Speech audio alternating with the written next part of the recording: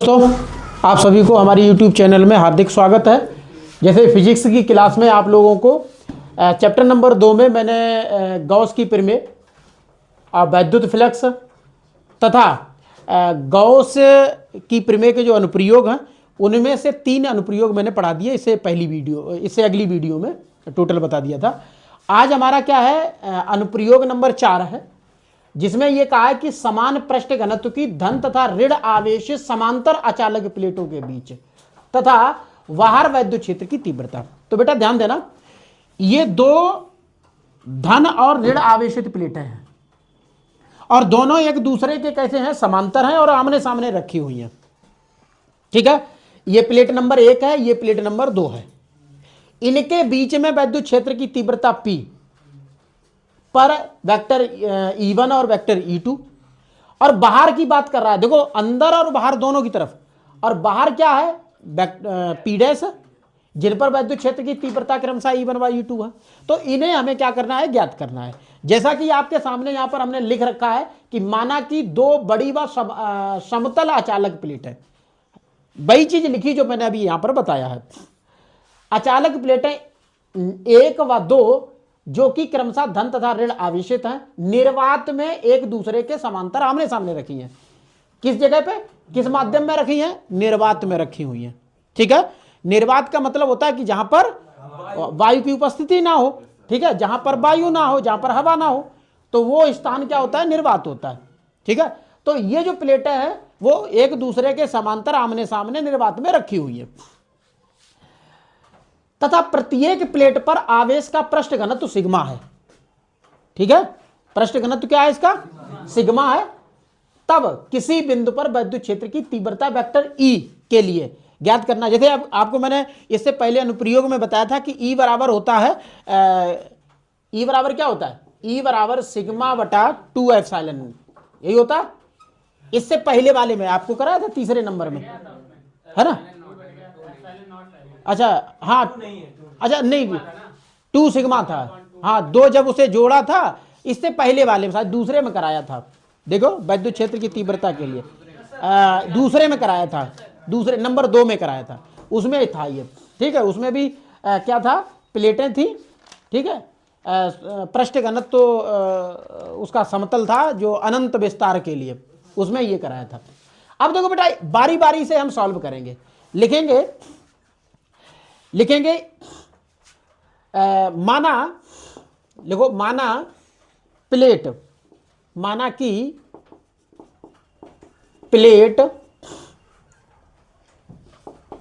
प्लेटों 1 व 2 के बीच बेटा यहां ध्यान देना, इन दोनों के बीच में ये P है, के बीच एक बिंदु P है, एक बिंदु P है। ठीक है, जिस पर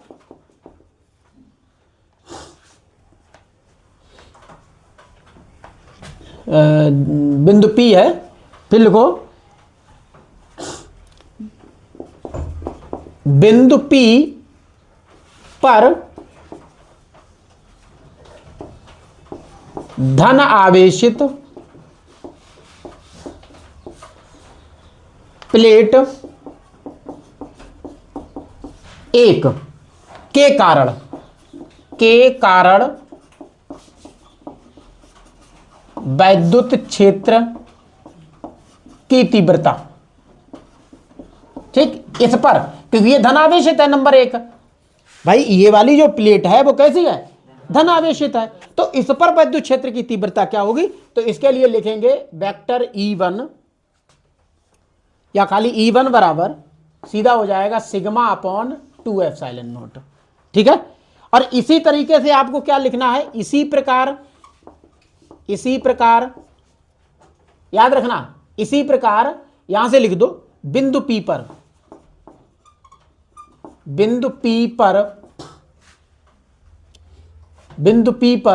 देखो, बिंदु P पर अब धन आवेशित नहीं है, दूसरी वाली कैसी है, ऋण आवेशित है, पर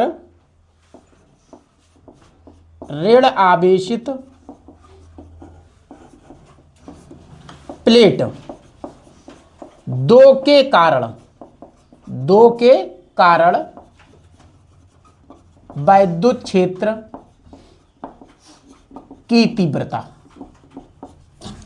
अब दूसरी प्लेट पर वैद्युत क्षेत्र की तीव्रता है, ऋणावेशित है, दूसरी प्लेट है, तो इसमें भी बेटा E2 बराबर सिग्मा अपॉन 2 एप्सिलॉन नॉट हो जाएगा। ठीक है। अच्छा है कुछ नहीं, अगर आप थोड़ा सा समझेंगे तो ये डेरिवेशन बहुत सिंपल होते हैं। ठीक है। अब देखो, पहली प्लेट के कारण जो धनावेशित थी, दूसरी प्लेट के कारण जो ऋणावेशित थी। अच्छा, कुल वैद्युत क्षेत्र की तीव्रता तथा कुल वैद्युत क्षेत्र की तीव्रता, देखो क्या करना है, E1 प्लस E बराबर E1 प्लस E2, दोनों को जोड़ देंगे। यहां कर लो, जब जोड़ेंगे तो पहला है sigma upon 2 epsilon not plus दूसरा सिग्मा अपॉन 2 एप्सिलॉन नॉट। अब देखो हर समान है, जब हर समान है तो क्या अंशों को जोड़ दिया जाएगा, अंश तो 2 सिग्मा अपॉन 2 एप्सिलॉन नॉट, 2 से 2 कटेगा तो E बराबर हो जाएगा सिग्मा अपॉन एप्सिलॉन नॉट। यही हमारा आंसर हो गया। ठीक है, नोट कर लीजिए, बहुत सिंपल है, अगर आप अच्छे से समझेंगे तो सारी चीजें आपके समझ में आएंगी। ठीक है, नोट कर लीजिए। देखिए बेटा, अनुप्रयोग नंबर 5वां है। 5वां में क्या करना है कि एक समान रूप से आवेशित गोलीय कोश के कारण वैद्युत क्षेत्र की तीव्रता ज्ञात करनी है। एक समान रूप से आवेशित है, कैसा है, देखिए एक गोलीय कोश है जैसा कि आपको यहां पर दिख रहा है। ठीक है, ये वाला, और इसमें प्लस क्यू आवेश समान रूप से वितरित है पूरे गोलीय विलगत गोलीय चालक में, और इसी पर हमें अलग अलग वैद्युत क्षेत्र की तीव्रता ज्ञात करनी है। कहां कहां पर करनी है वो आप समझिए। मैंने लिखा है कि माना कि त्रिज्या R की एक विलगत गोलीय कोश है, मतलब बड़ी R ये त्रिज्या है, यही आवेशित गोलीय कोश है, और इसकी जो त्रिज्या है वो R है, बड़ी R है, केंद्र क्या है, O है। इस पर क्या क्या कह रहा है कि समान रूप से प्लस क्यू आवेश वितरित है, फैला हुआ है, वितरित है। हमें इस कोश के बाहर, ध्यान देना कहां कहां पर ज्ञात करना है वैद्युत क्षेत्र की तीव्रता, इस कोश के बाहर, मतलब ये जो कोश दिख रहा है इसके बाहर, कहां पर, ये यहां पर बाहर हो गया। देखो ये जो लाइन आपको दिख रही है, ये गोला है, ये कोश है, इसके बाहर यहां पर कोश के पृष्ठ पर, कोश के पृष्ठ पर, मतलब इसी पर, याद रखना इसी पर, कहीं पर भी जो ये लाइन दिख रही है इस पर कहीं पर क्या ज्ञात करनी है, वैद्युत क्षेत्र की तीव्रता ज्ञात करनी है। तथा कोश के भीतर, अब देखो इस लाइन के उधर बाहर हो गया, इस लाइन के इधर भीतर हो गया, तो ये वाला जो बेटा ये देखो, तो ये भीतर हो गया, तो यहां P डैश हमने लिया, ये अंदर हो गया। ठीक है, तो यहां वैद्युत क्षेत्र की तीव्रता ज्ञात करनी है, मतलब 3 पॉइंट दिए गए हैं, तीनों पर हमें वैद्युत क्षेत्र की तीव्रताएं ज्ञात करनी है, मतलब कोश के बाहर और पृष्ठ पर, मतलब उसी लाइन पर, और उसके भीतर वैद्युत क्षेत्र की तीव्रता ज्ञात करनी है। तो डालना है, लिखना है कोश के बाहर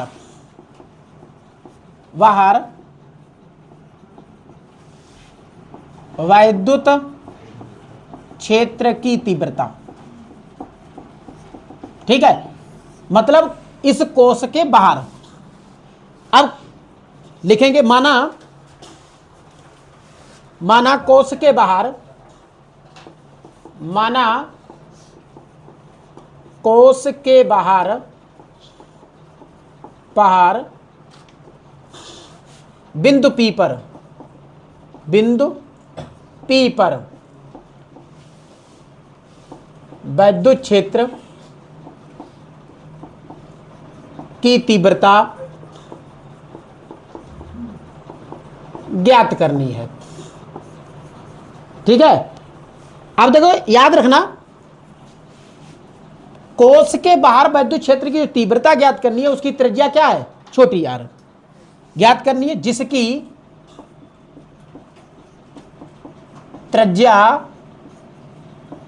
स्मॉल आर, आर है, तथा क्षेत्रफल अवयव, तथा क्षेत्रफल अवयव, देखो क्षेत्रफल अवयव क्या है बेटा, डी है। माना कि कोष के बाहर बिंदु पी पर वैद्युत क्षेत्र की तीव्रता, वैद्युत क्षेत्र यहां लिख देना बेटा वेक्टर ई, क्योंकि यहां वेक्टर ई है ना, तो यहां लिख दो वैद्युत क्षेत्र की तीव्रता वेक्टर ई की तीव्रता, की तीव्रता ज्ञात करनी है जिसकी त्रिज्या छोटी आर है, तथा क्षेत्रफल अवयव, क्षेत्रफल अवयव, क्षेत्रफल अवयव वेक्टर डीए से होकर, से होकर जाने वाला, जाने वाला फ्लक्स। तो देखो बेटा D phi E vector, D phi sorry vector हटा दो, फाई ई बराबर vector E dot D A vector, ठीक है। जब इसका सॉल्यूशन करोगे तो E D A cos, cos theta, और थीटा बराबर लगाएंगे आप 0 डिग्री, थीटा बराबर क्या लगाएंगे, तो ई डी ए कॉस 0, और याद रखिएगा कॉस 0 डिग्री का मान होता 1, तो ई डी ए इंटू 1, और इंटू 1 का मतलब ई डी ए ही रहेगा। अब इसका आपको क्या करना है, समाकलन करना है। देखो दोनों को समाकलन कर दो, डी फाई ई बराबर ई इंटीग्रेशन डी ए। अब डी ए गौसियन पृष्ठ है, याद रखिएगा बेटा, कैसा है, गोल है, तो गोल का पृष्ठीय क्षेत्रफल गोले का क्या होता है, 4 पाई आर स्क्वायर, क्या होता है, 4 पाई आर स्क्वायर होता है। तो यहां आपको लिखना है कि जहां पर इंटीग्रेशन डी ए है वहां लगाना है 4 पाई आर स्क्वायर, क्योंकि ये गौसियन पृष्ठ जो है वो कैसा है, गोल है, गोले का पृष्ठीय क्षेत्रफल होता है 4 पाई आर स्क्वायर, ठीक है। तो ये हो जाएगा फाई ई बराबर E into 4 pi R square, ठीक है। अब एक चीज और समझने वाली बात ये है बेटा, देखो फाई ई के बराबर तो आपका ये हो गया, और फाई ई बराबर गॉस की प्रमेय में क्या होता है, क्यू अपॉन एप्सिलॉन नॉट, होता है कि नहीं होता, तो यहां लिखना गॉस की प्रमेय से, गॉस की प्रमेय से फाई ई बराबर क्यू अपॉन एप्सिलॉन नॉट। तो दोनों की क्या करना है, ये समझ लो समीकरण 1 कर दो, ये समीकरण 2 कर दो, लिख दो समीकरण 1 व 2 से, समीकरण 1 व 2 से, ठीक है। दोनों समीकरणों की आपस में हम क्या कर देंगे, तुलना कर देंगे। देखो क्योंकि ये फाई ई के बराबर ये है और यहां पर फाई ई के बराबर ये है, तो क्या हो जाएगा हमारा, हो जाएगा E into 4 pi R square बराबर क्यू बटा एप्सिलॉन नॉट, क्यू बटा एप्सिलॉन नॉट। इसे उठाओ बेटा इधर ले चलो, तो ये क्या हो जाएगा, ई बराबर Q upon 4 pi R square into epsilon naught, यही हो जाएगा। इसे लिख दें ऐसे, ई बराबर 1 अपॉन 4 पाई एप्सिलॉन, जो एप्सिलॉन नॉट है वो 4 पाई के साथ लगा दो और यहाँ कर दो क्यू बटा आर स्क्वायर, ठीक है।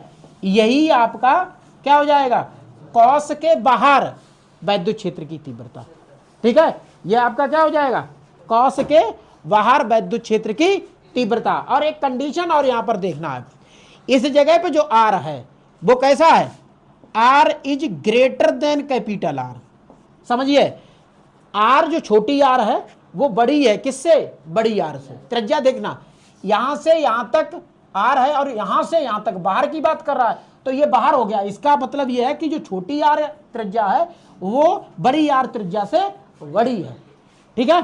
चलिए ये नोट कर लीजिए, देखिए इसे हमने क्या कर दिया, इसे हमने समीकरण 3 डाल दिया, क्योंकि ये अभी बाहर निकाला है, अब पृष्ठ पर देखेंगे तो इनका काम आएगा, तो ये समीकरण 3 डाल लेना, ठीक है। जब इसे सॉल्व, तो इसी तरीके से अब आपको क्या लिखना है, यहां लिखना है कोस के पृष्ठ पर, ठीक है।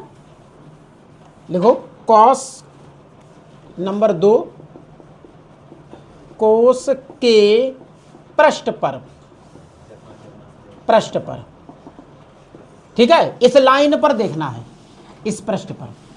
देखो ये वैसा ही व्यवहार करता है जैसे बाहर करता है, याद रखना। तो लिख लो एक लाइन में, लिखिए एक समान आवेशित, एक समान आवेशित गोलीय कोश, गोलीय कोश, कोश बाह्य बिंदुओं के लिए, बिंदुओं के लिए ठीक वैसे ही व्यवहार करती है, ठीक वैसे ही व्यवहार करती है जैसे कि संपूर्ण आवेश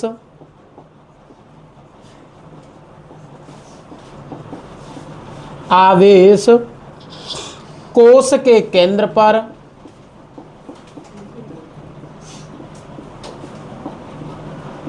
केंद्र पर स्थित हो।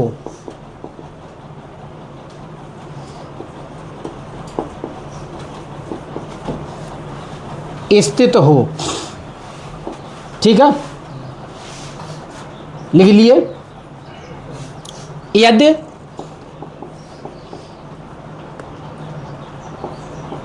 कोश पर आवेश का पृष्ठ घनत्व सिग्मा हो,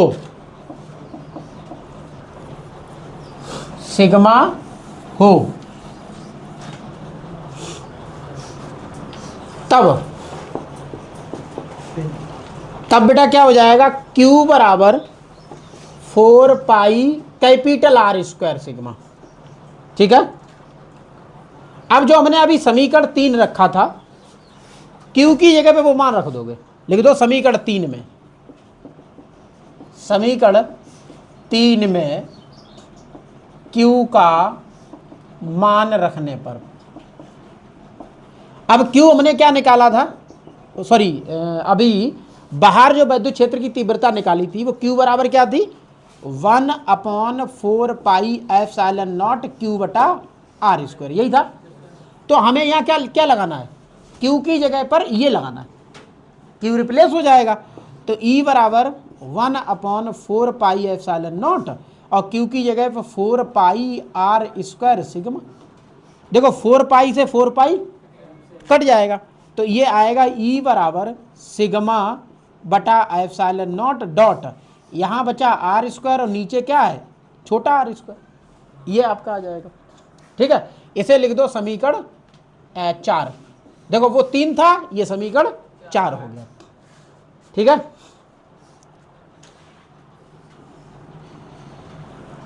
अब देखो याद रखिए, थोड़ा समझना है यहां पर आप लोगों को, क्या समझना है कि पृष्ठ पर बात करें तो यहां पृष्ठ पर जो विद्युत क्षेत्र की तीव्रता आप निकालोगे उसमें बड़ी आर और छोटी आर दोनों बराबर हैं भाई, त्रिज्या तो सेम हो जाएगी ना। यहां देखिए छोटी आर के बराबर ही तो बड़ी आर हो जाएगा, क्योंकि हमें पृष्ठ की बात कर रहे हैं तो बड़ी, तो जो आर है, आर क्या लगा रहे हैं, वही तो बता रहा है कि दूरी कहां पर ज्ञात कर रहे हैं। तो उस कंडीशन में ये छोटी आर और बड़ी आर क्या हो जाएगी, बराबर हो जाएगी। तो ये बराबर क्या हो जाएगा, sigma upon epsilon not dot R square है ऊपर और नीचे क्या लगा दोगे, छोटी आर की जगह पे बड़ी आर। अब इससे ये कट गया, क्या आया, E बराबर सिग्मा अपॉन एप्सिलॉन नॉट। ये बेटा ध्यान रखना, ये हो गया पृष्ठ पर, ठीक है, समझ में आ गया। ये आपका क्या आ गया, विद्युत क्षेत्र की तीव्रता। पृष्ठ पर, इसे नोट कर लो।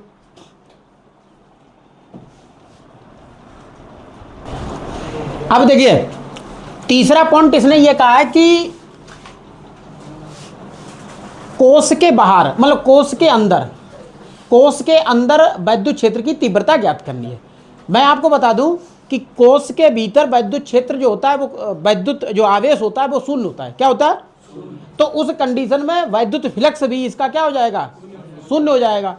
अतः वैद्युत क्षेत्र की तीव्रता भी क्या हो जाएगी? शून्य हो जाएगी। सर्वत्र शून्य रहती है।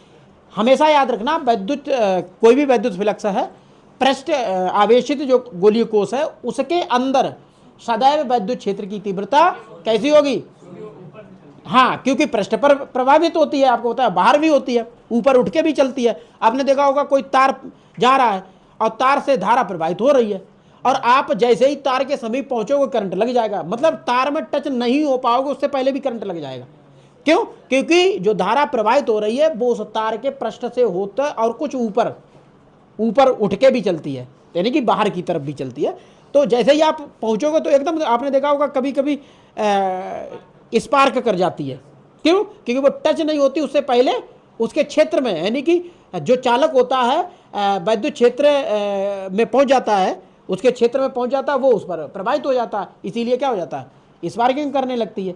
तो इससे यही पता चलता है कि धारा का जो प्रवाह होता है वो पृष्ठ पर और पृष्ठ के बाहर भी होता रहता है। ठीक है, इसीलिए स्पार्किंग होती है। लेकिन उसके अंदर की बात करें तो वहां पर ऐसा नहीं होता है। ठीक है, तो यहां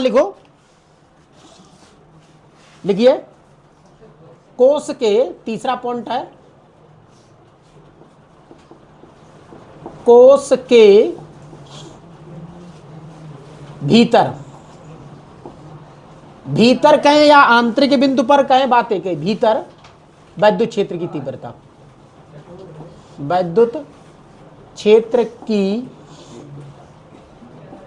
तीव्रता। ठीक है, लिखिए इसमें माना कि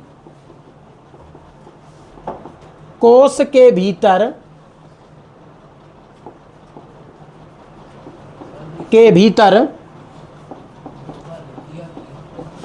एक बिंदु P डैश, ये देखो P डैश है, P डैश है,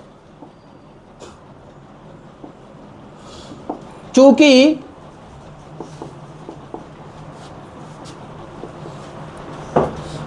आवेश कोश के पृष्ठ पर,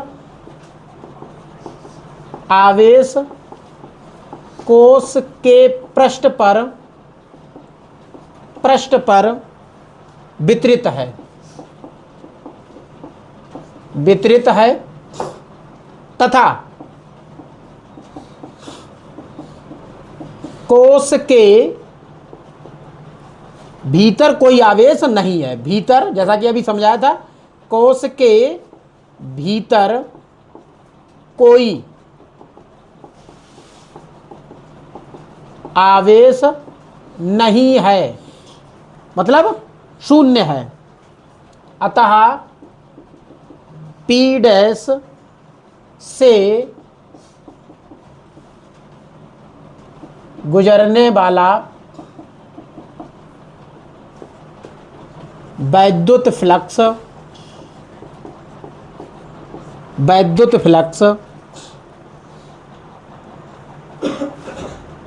शून्य होगा। ठीक है, तो फाई ई बराबर